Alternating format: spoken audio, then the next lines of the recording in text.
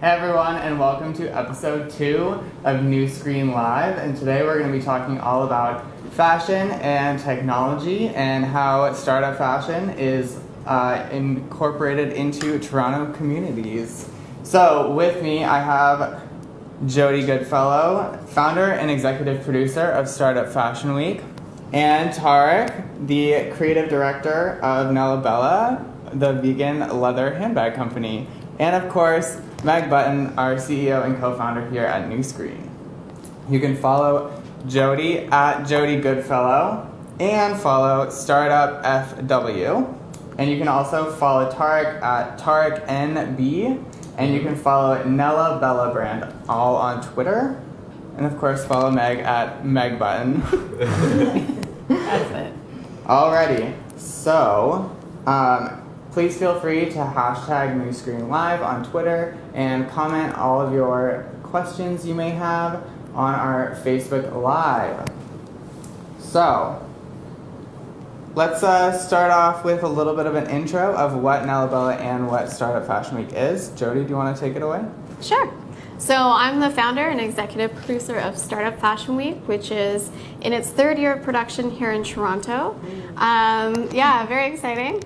So we actually have a 5-day program that we've put together for startups, and we put together different events to provide opportunities for startups to get visibility, showcase their brand, both on the runway and off the runway at conferences and forums. Awesome. And Tarek? My name is Tarek, and I'm the founder and creative director at Nella. It's a vegan handbags and accessory company. We're 10 years old. We're not very startup, so I'm here to offer some ins and about the industry. Some been there, done that. Some been there, done that. So old school. And I'm excited to be here. So Nella brand. It's kind of a loved brand around Canada, and I'm happy here to discuss more about our fashion industry. Yeah, thank you guys both for being here. Thank you for on having episode us. 2. Yay! So it's a landmark. It's Yeah. a true landmark. Okay, so we have a few questions for you all. Mm-hmm. I'm just gonna go into more of like a deep question, in my opinion. Okay. So, what do you guys think the future of the runway show is? Do you think it's going to be evolving from its current format in terms of technology and live streaming? And do you think that fashion shows are still relevant today? Jodi? I'm sure you have a lot. I'm sure you have a lot to say on that, Jodi. I do have a lot to say. I do think that they're still relevant because I think being on the runway offers different brands an opportunity to get visibility in front of an audience, as well as PR and media coverage. So I think it's a great marketing tool. How is it going to change? I think we're already starting to see some changes where you have opportunities for designers to offer direct to consumer or to buyers to actually purchase right off the runway. So I think that's going to be something that expands. I think you'll also see other options or opportunities involving possibly like a crowdfunding opportunity for designers to get pre-orders so that they're not actually having to fund the design and manufacturing of their products in advance on their by taking a risk of funding it all. So there might be more of a presence of some sort of crowdfunding opportunities at runway shows, I think, as well. May. You want me to go? Yeah. I think to Jodi's point, I think that the startup in terms of the Kickstarter campaigns to fund fashion designers is really cool. I think the interactive component is really cool. So a lot of people are looking at how mobile integrates with the experience. I think there's a lot of ways to extend the runway experience. So typically it's been, one event, fairly short, kind of in and out, and not a lot of, preamble or post follow-up. So I think that, digital experiences allow us to do that. And also, I love the idea that a lot of designers are now trying to give audience the ability to capture the looks that they love, buy them online, share their inspiration. So I think there's a real social aspect to the runway show that wasn't necessarily there before. And I also think the accessibility. So I think things like Startup Fashion Week give people, it used to be Fashion Week was, this very, long shot, attainable goal that, very exclusive. very exclusive, and especially for a designer to try to get exposure. And I think now a lot of designers are being, very aggressive with getting their name out there, building their brand, getting connections, and doing whatever they have to do to get out there and get the attention of the audience. And I really like that the audience has a lot of power now. So if the audience wants a brand and the audience wants to see a designer, Absolutely. they can get a designer into a retail outlet. They can get, Holt Renfrew asking for a certain designer to be in their store. So I think audience has a huge amount of power that didn't necessarily have before. I agree. Maybe. You know what? Honestly, I come from the accessory world of fashion, so not necessarily like apparel and runway shows. But I do see that how valuable it is for a fashion designer to have a runway show. I can see the any designers, the whole idea of a runway show is to present the full story and what they worked on so hard, and the best way to really kind of show everybody the feel of the whole collection they present is really on a runway, whether it's the production of it, the way they dress their models and all these things. So there is a value of what you're presenting aesthetically. But I think the things that I'm seeing, or the changes that I'm feeling, it goes back to things that are becoming all done at once, like the fast speed of showing everything on the runway and actually doing sales right off the runway. We all see it in big brands already, that they're actually combining their men's and women's all into one, and they're showing everything at once because they want to capitalize on your time. I think time is the most important things, and in the books these days, everybody's short on time. So how can we capitalize? How can we show everything at once? How can we get the buyers to buy everything at once? How can we get all these things happening at once? So fashion shows, they'll continue to be very important, and they're very valuable. But I think in terms of sales, they're really the biggest kind of presentation tool they have, and they need to do it in a very, very good way, very powerful way, like you said, in a unforgettable ways, so people can remember, okay, I saw that show, I want to buy that stuff, how can I do it now, because I want to move on into the second show or the third show. So yes, I think it evolves that people are combining men's and women's, people are combining the men's and women's and accessories all at once. They just really want to capitalize on the time of the buyer. So yeah, there's a value. Yeah, I agree. I don't think the fashion show will ever die. I think it's too much of a cultural thing too. It has It's a feel. It brings you a ingrained in feel the that you fashion can't industry. really get from just seeing things on a mannequin. Yeah. And it is a storytelling. It is an inspiration, something from a sketch into reality. And really, the only way you can kind of find ways to present it is to actually have people wear the clothes and have this amazing production around it. And that's really what sells the whole feel. And like you said, stores who picks up on that feel immediately, they want them in their stores. So the value will always be there. Yeah. So talking about how fashion and fashion shows are evolving, how do you think technology is affecting fashion? Do you think it makes it easier or more challenging for fashion designers to start up their companies? Or Tarek? You know what? I love technology, and I love what technology's taken us to, bigger, better, actually a lot more audience like before.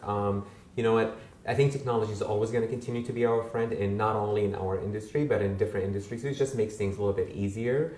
But something about technology that just lacks the human factors that you needs to be there with the technology part. I'm trying to explain it. Like, you need to have the humanity part and like the feelings and all that stuff. You need to kind of combine the two to make them successful. You can have so much technology and advancements, but it's very robotic, and if it's very robotic, it's not going to give you that. So yes, it's propels and shows, you can show more people, and because of technology, and you can reach a lot more bigger audience, but you still have to have something more added to it that technology can't bring to the table. Yeah, I think that what we find as well with people who are transitioning to online stores is that they feel like there's a real divide between a brick and mortar experience that is very tangible, has a salesperson, has a story, has a feel and a culture and music, and it has a feel. It really it does have an immersive experience, and I find a lot of people, when they get into more of the technology space or opening up an online store, they feel like they have to default to creating an online brochure. Creating something very flat, where if you really know your brand and you understand what you're all about and who your audience is, tailoring a web experience to that person. So if it is about storytelling, if it is about, showing that product in a lifestyle situation, showing that product on a person, and also we can, we have the ability to pull in from different areas. So, showing your own customers wearing the product. Like there's very powerful things that I think that brands can leverage with online. And I think that it's advancing fashion in terms of, exposure is huge. I think, going right from a designer to a customer is huge. You don't necessarily need the middleman anymore. There's a lot of great platforms like Shopify that make it really easy. And I also think that there's an opportunity to actually, use that relationship that you have with your customer and extend it even further, whether it's through loyalty programs or incentivizing your loyal shoppers, and you have a lot of data on them, which you don't have when someone just walks into your store. So stuff about them. You might know their birthday, or you might know, when they like to. You can personalize it.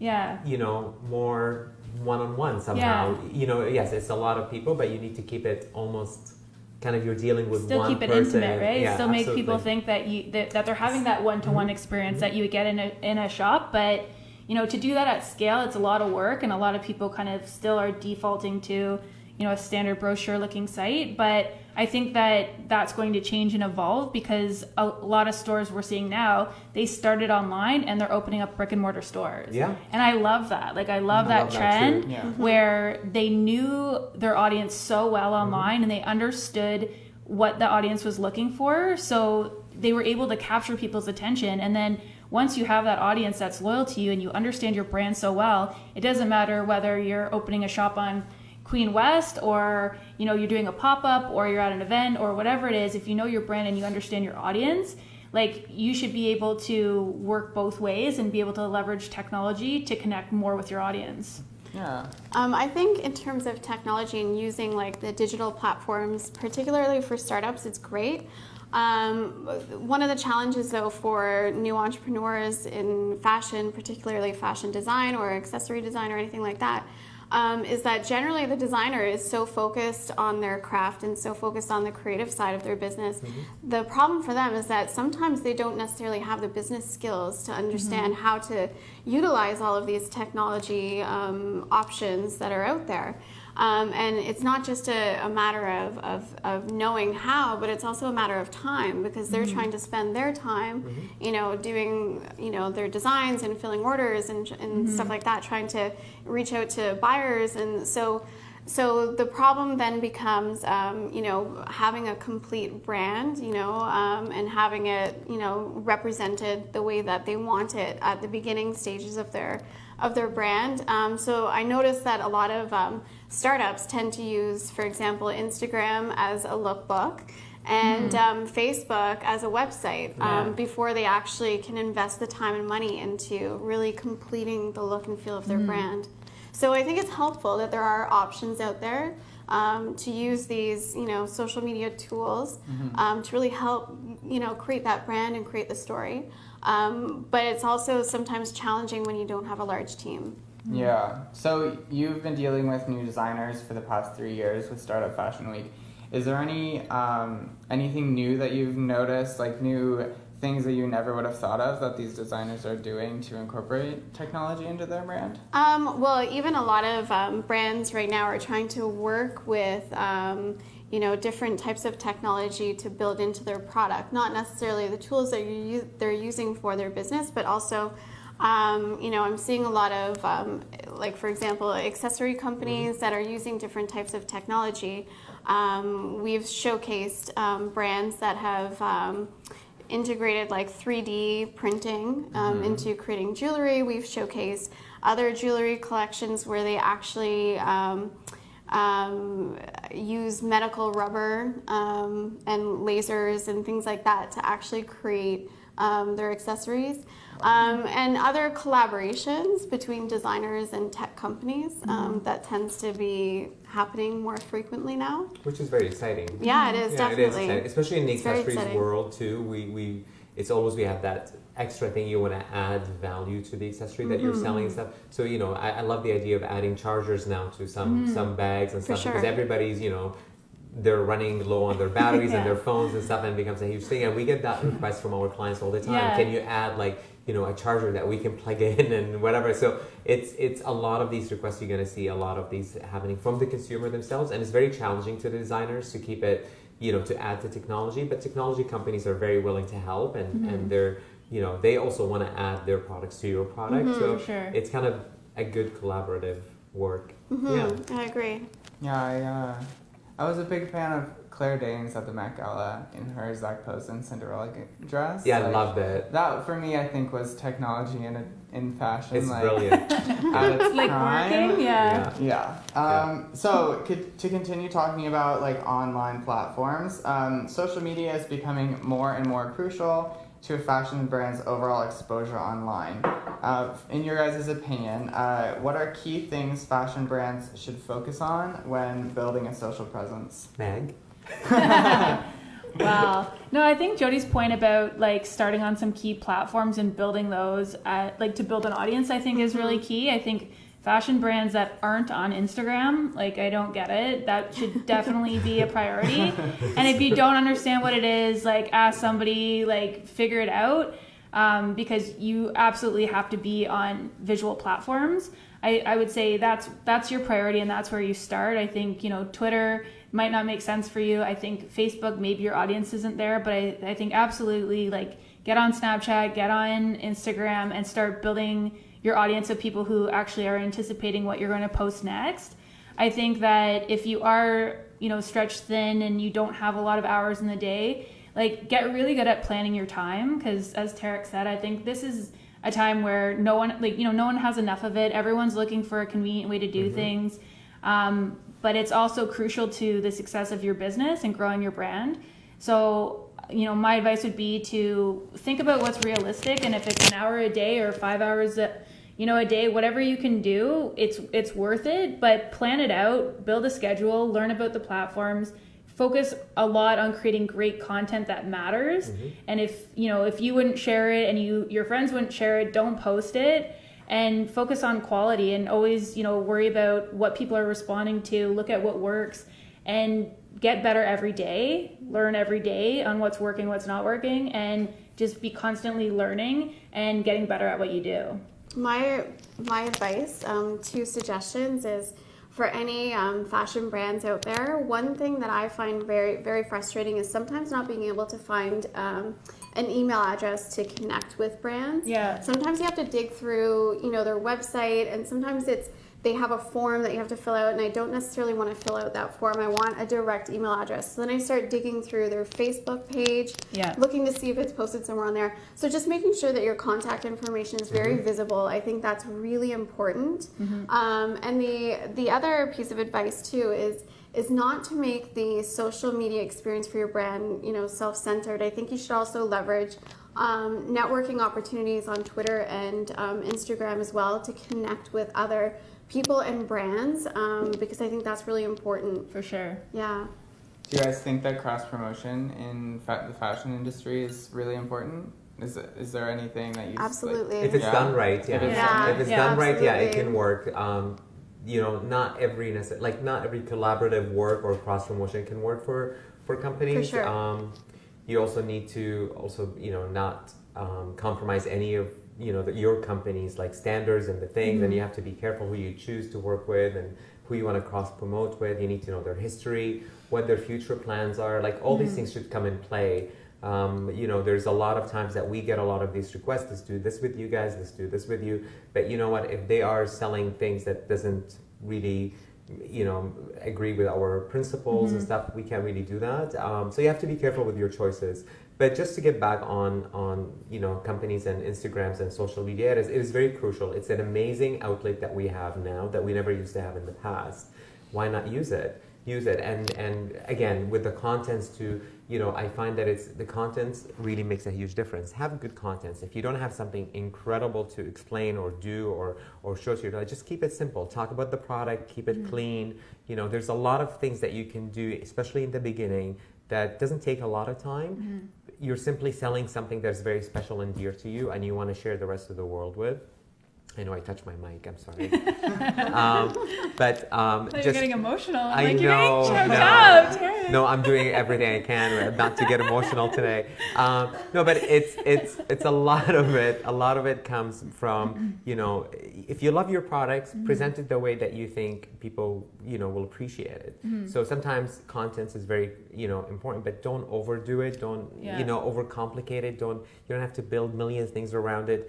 Keep it simple, especially in the beginning when you don't have a big team that can help you and guide you and, you know, who are expert at these things. So, and really, once you get to that, you know, if you do have, you know, the luxury to have a big team around you or another company to assist you in these platforms, go for it. Like you said earlier, designers are so keen on making their products perfect, and they work so hard on developing and working and crafting and all that stuff that really they don't have time for admin. They don't have time to do all the other things that we're talking about. So if you do have somebody who can help you, reach out to them and ask them, even if they can give you, you know, bits and pieces, down the road is going to benefit you for sure. Anything to add on? I was just going to say, I think that it's a really interesting point about the partnerships and understanding like the brand's long-term goals. Absolutely. Because I think a lot of fashion startups that we talk to, they want that instant gratification, right? They want to get discovered, they want to get noticed, they want attention right away. So they get asked to do a partnership with someone, and they don't really think, you know, about, does this brand align with my values, and what's the long-term play? Do we have a long-term partnership? Is this a one-off post? Like, what are we going to do? And I think Nella is a perfect example. Like, you wouldn't want to partner with a brand that, you know, 3 months down the road, they're going to go against something that is, you know, doesn't align with your core values, because that content, once it's posted on the internet, it lives there. Absolutely. Right? So, and we did come close, and we did have incidents before that even with influencers and stuff, they will take amazing pictures of it, just even the backgrounds they're in does not really reflect on who we are and what we stand for, especially for a company that, you know, we're cruelty-free and vegan and stuff. And if you take a picture, an amazing picture of yourself holding one of our bags, but behind you there's like salami cuts and like meat behind you, like it just does not make sense. Even though the setting was, that's you know, just gorgeous. like a weird photo anyway. Like, Anyways, people we go to had- take we their had to Insta take it photos down, at the but- butcher shop. Yeah, the salami rack. It was in a restaurant. It was in a restaurant. It wasn't you. Yeah. I mean, it sounds delicious, but I don't know how practical no, that is. but like I said, you have to be careful of who you choose and who you work with. Yeah. And you know the values. Also, you don't know what their future plans are. Like a lot of them, That's a really good point.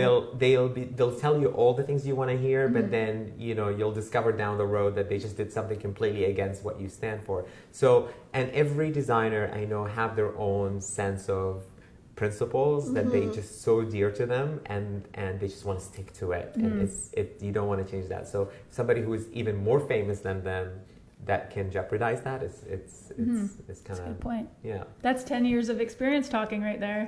telling you, girl. It's a lot of work. That's good. Okay, so we have a lot of amazing fashion brands in Canada, but there are also a lot of amazing fashion brands around the world. So my next question is, how does the fashion scene in Canada compare to the global fashion scene? And are there any particular brands that you think are doing great at communicating their brand locally and globally? And if to get more in detail on that question, like how can a brand communicate their brand globally and locally and still succeed, especially in Well, to fashion? give you examples, I think Aldo did a good job. Absolutely, They're everywhere. They're a global brand now, and they did amazing work. Like they reached out globally, and it's a Canadian, company, and it's a great brand too. But it's a lot of work, and it took them years and years to develop that. And I think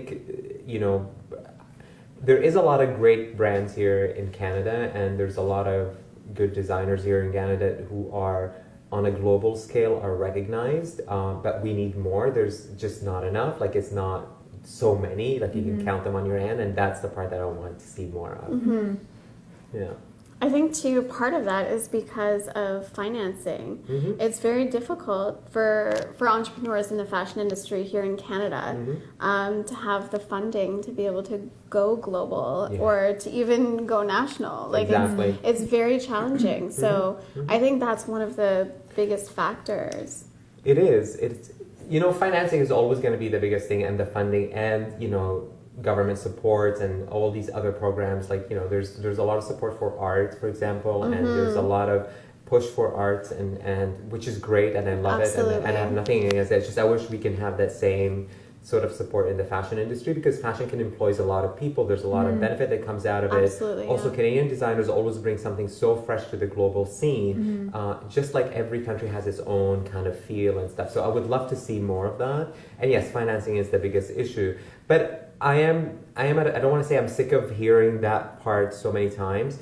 You know, you have to work hard and get your name out there, and there's a lot of different ways that you can do that, even with a little bit of financing, by just really working hard. And I think with technology, like we said before, now you can reach a lot bigger audience and start pushing your message out there. I think because of technology, financing is very helpful, but I think with technology we can still do things on the cheap that can, you know, bring people to recognize you in a different way. It could be by your message, by your product somehow.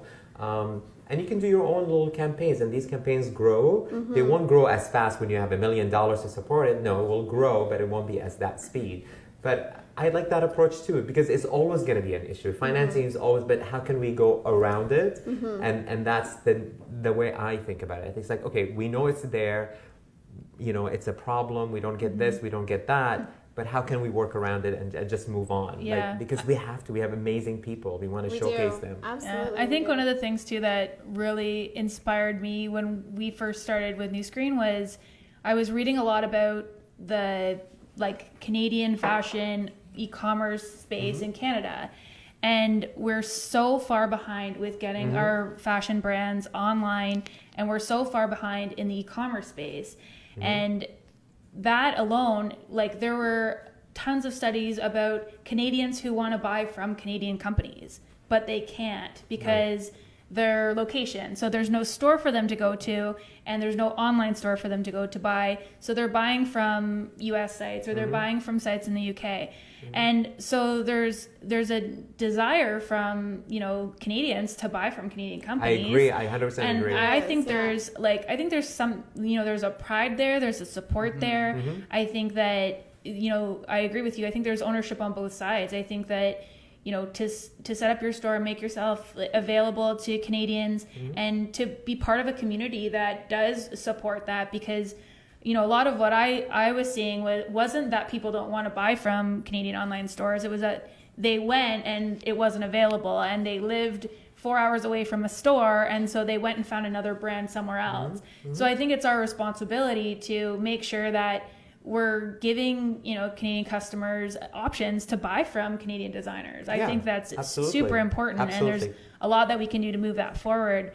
I also think it's really interesting about, like, if you start as a brand that has a Canadian heritage or Canadian your values, or even Toronto, like if you get local and then you want to go global, right? Like, how do you carry that forward so that, you know, if you even think of brands like Peace Collective, where the city is in the name, right? Like, how does that translate globally? Like, I don't have an answer on it. I just think it's for your question, I think it's interesting to think about, you know, so many Canadian brands now and so many local brands, their brand is the fact that they're local. The brand is that it's Canadian. So, you know, how can they market how do you go global with it? I'm not sure. Can. Or do you innovate and change and evolve your brand? They change it, evolve. If somebody likes the aesthetics of them and it needs to be branded by that other city they want to sell to, you can do things around. Like I said, the challenges, these challenges, I honestly think they're nothing more than that. You can just go around it. If somebody really wants your product that says Toronto on it, but you know, they want it in Berlin, you just have to change it to Berlin. There's ways around it that you can do that. And there is that. I just want to get back to your point about how there is a culture and there's a lot of communities out there and a lot of people in Canada wanting to buy from Canadian companies. That does really exist, but like you said, there isn't really places to buy from. Our retailers here, unfortunately, they're not really very supportive. to a lot of the Canadian designers, but some of them are really good. You just have to reach out to them and ask for their support and stuff, and you'll see that you will get an answer from them. It might be not a first time meeting that you're gonna get a big deal with them. No, you're gonna have to keep going, and you have to be. There is tons of challenges, but you have to keep going. You have to keep going. You have to really, believe in what your message and what you produce, and people will eventually see it and believe in you and invest in you. But to reach globally, there's, like I said, technology-wise, I think there's a lot of ways. Having an online presence is important. And the other thing is, I would love to see all of the startups and all of our Canadian designers actually come together under one roof and help each other too. There's this amazing need in me. I don't know what it is. I want to have them all in one room and just have, the Greta Constantine, the David Dixon, all of these people to come together and just find a way to have the largest, biggest kind of fashion show somewhere and just show it to the public. Doesn't have to be exclusive to fashion buyers, and just show what we can produce. Yeah.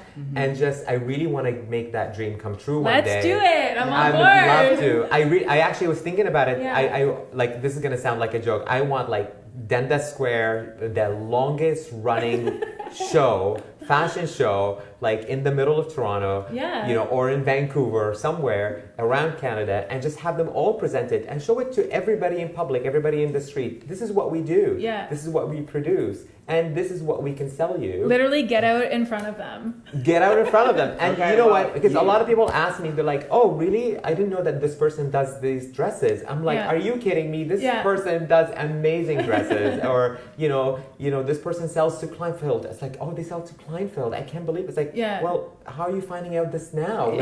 So I think also letting people know what we have to offer is huge. So I'm thinking, we should talk to our media and tell them, okay, you know what, let's push more of this. Let's show our customers what we have available.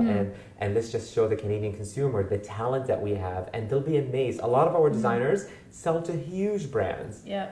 But they sell them more globally than they sell them locally, because our locals don't know about them. Yeah. Which is really bizarre. Yeah. Okay, well, you heard it here first. There's going to be Canada's largest fashion show in Yonge and Dundas Square. I am going to do it. We're going to live stream it globally. Globally, yes. So the world I can totally see what Canada has to offer. Wouldn't that be amazing, though? We're And have doing it. everybody come and see it. Yeah, and well, write orders. I really have to say, though, I didn't grow up in Canada.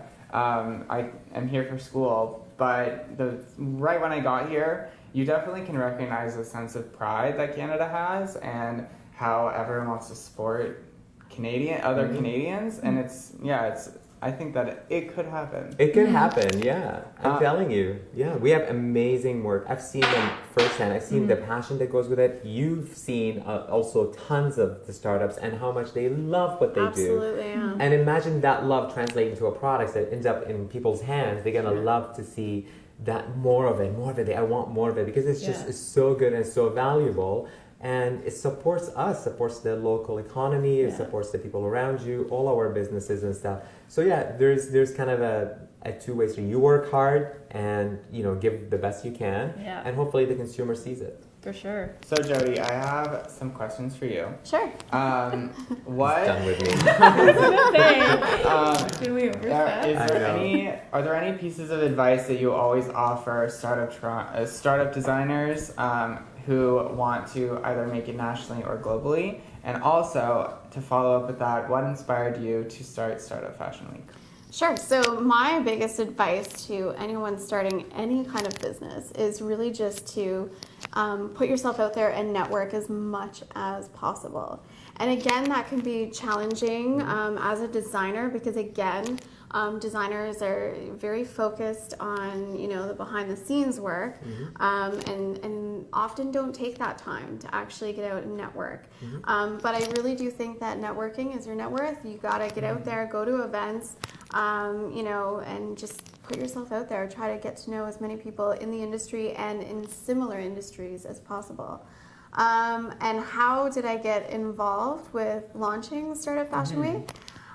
So it was actually really kind of a combination of, serendipitous, I guess, episodes or events.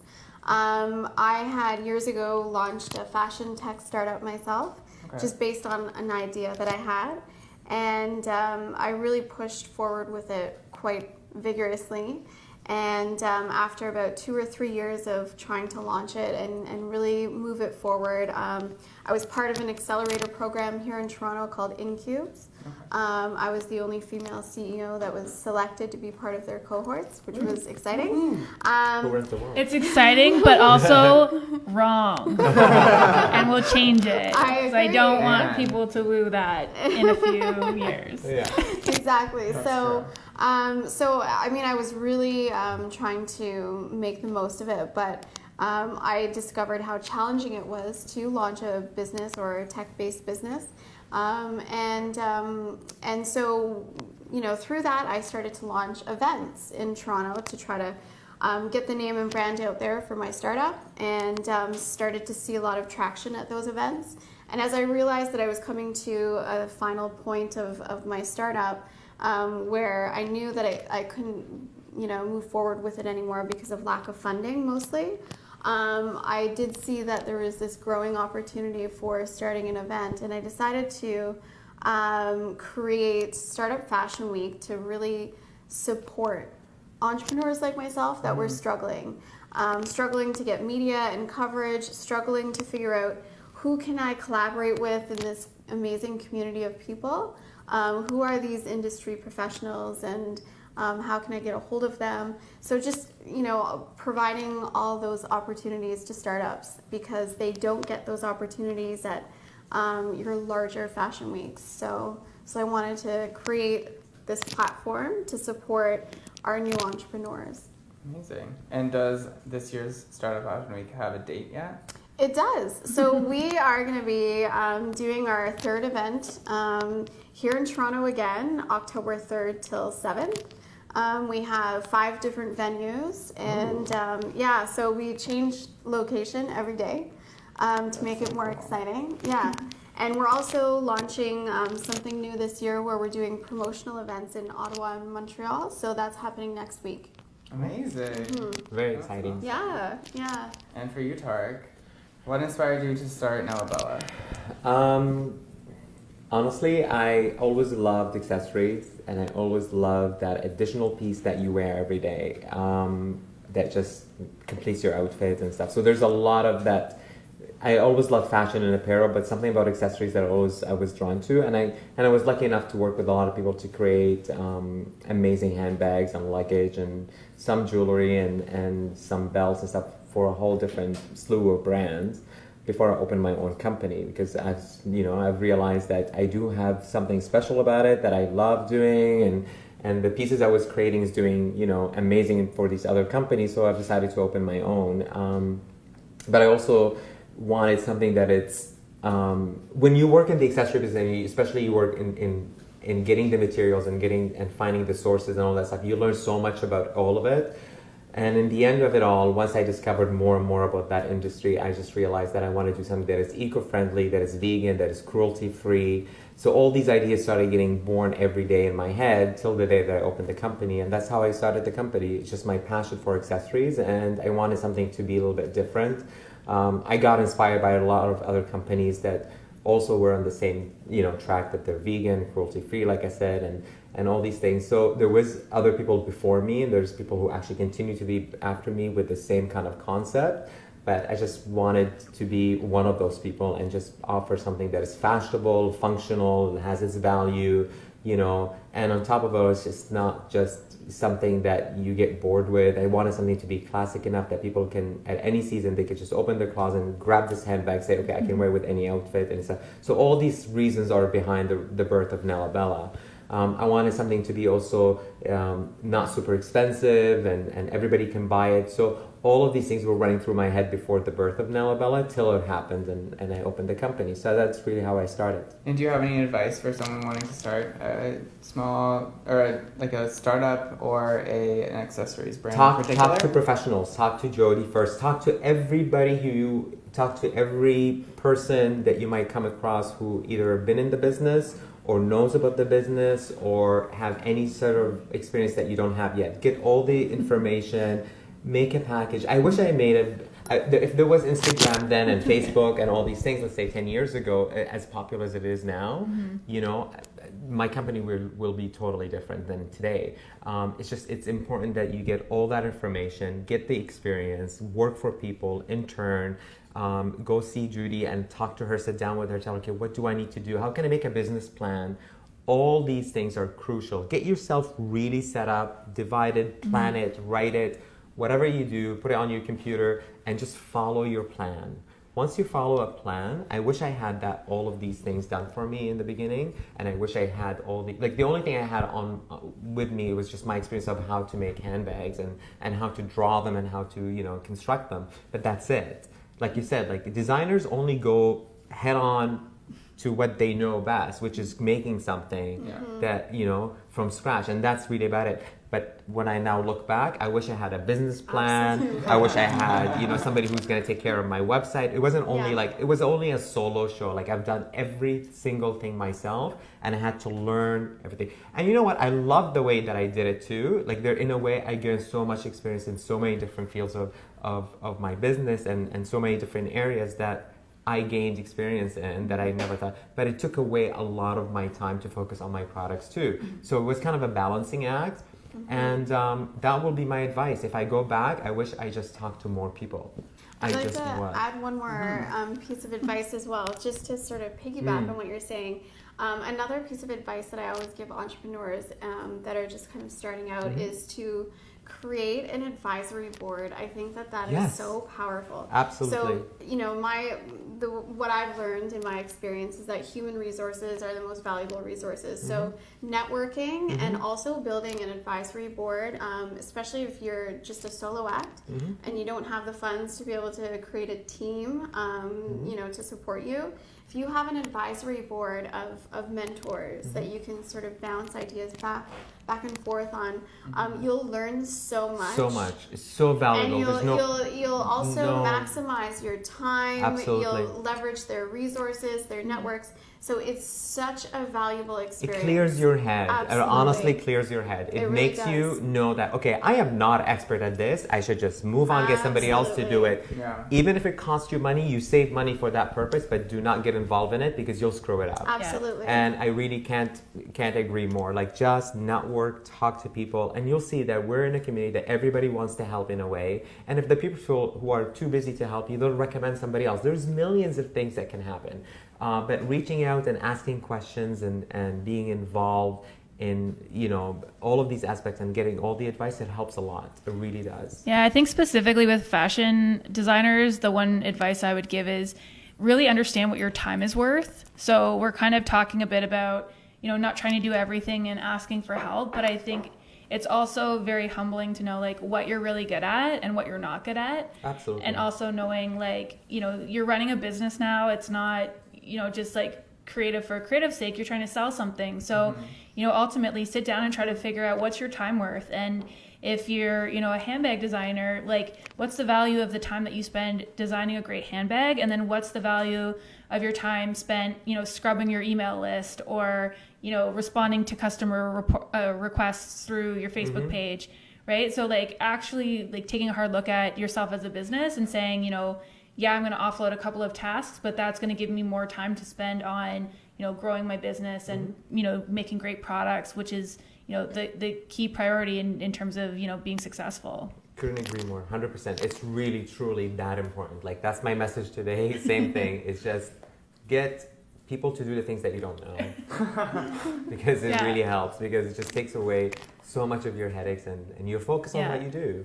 Yeah. And one of the things that I notice a lot is, you know, people will come in and talk to me and they'll say, you know, we have this, you know, huge issue. We can't figure it out. And it's so complicated. I've been spending 3 months on it and I'm up every night and my husband's up every night and it's this huge thing. And then I'll look at it and I'll say like, oh, you forgot to turn this on or, oh, you didn't install this properly. And it's, you know, it's not that, you know, they don't know what they're doing. They just haven't used that platform before. They haven't had to do that before. And all that time they spend on it. They spent so much time and energy and, you know, got frustration and also, that's all that time where you're losing the passion for why you started. Absolutely. So yeah. those are the times where people second guess and say, am I in too deep? Did I take on too much? Where really, you have to be a bit humble always. And ask for help, or if you're worried about going to a professional and getting a bill at the end of it, like tweet it out, put it on Facebook, go on LinkedIn, say I'm having problems doing this. Like, just put it out there that you're looking for guidance, and there's good people out there that will help you out. Absolutely. Alrighty, well, that's what the time we have for today. What? We're not gonna gossip? Oh, we're gonna gossip over the silver. white wine. Somebody was really eager to open it. Have you noticed? I know. With their teeth. Alrighty, well, thank you guys so much. Thank you. Out there on Facebook, make sure that you ask us your questions for whatever other Nuscreen live show you might want to have. We're open to suggestions. We're gonna do Tarek's tell-all next week. Yes. We're gonna have our own talk show host, right? Our director here in the corner is not Jodi happy. and I will get our own show. She's not impressed with the idea. We are. Spin-off. Be kind to one another. That's will be our, the Ellen show. Yes. Alright, so make sure you're following Tarek NB, Nella Bella Brand, Jodi Goodfellow, Startup FW, and of course Nuscreen Inc. on Twitter and Instagram. But yeah, thank you guys and have a good Au revoir. Wednesday. Cheers. Cheers. I don't have a wine glass though. No.